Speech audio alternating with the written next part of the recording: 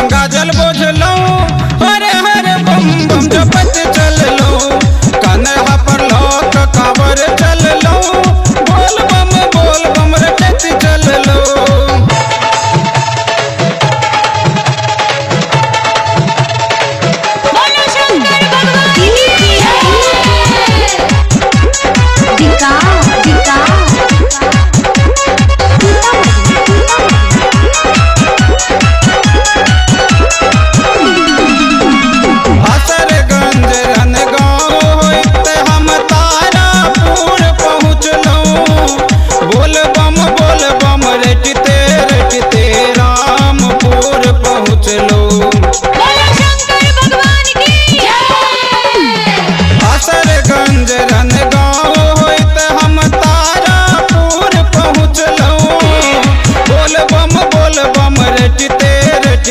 रामपुर पहुँच लो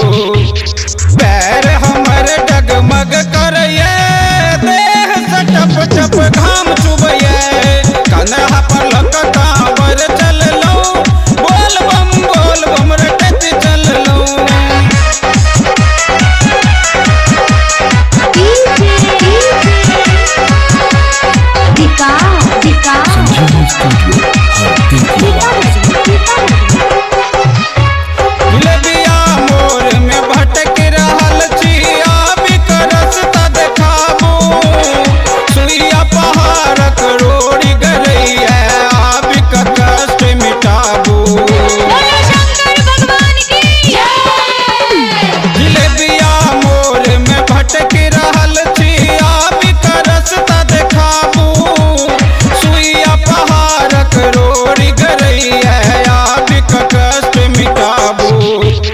पैर में चुभ चुभ काट गरये आँख से झर झर नोर बहये कन्हा पर लक कांवर चल लो बोल बम रटत चल लो।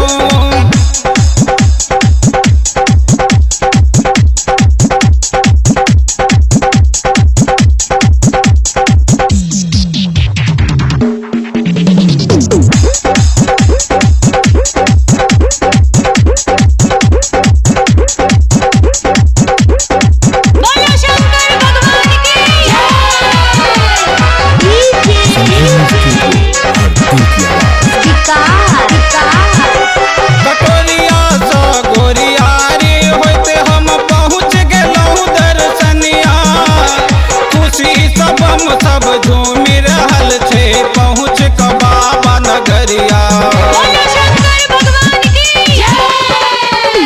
कटोरिया स गोरियारी होइत हम पहुँच गेलौ दर्शनिया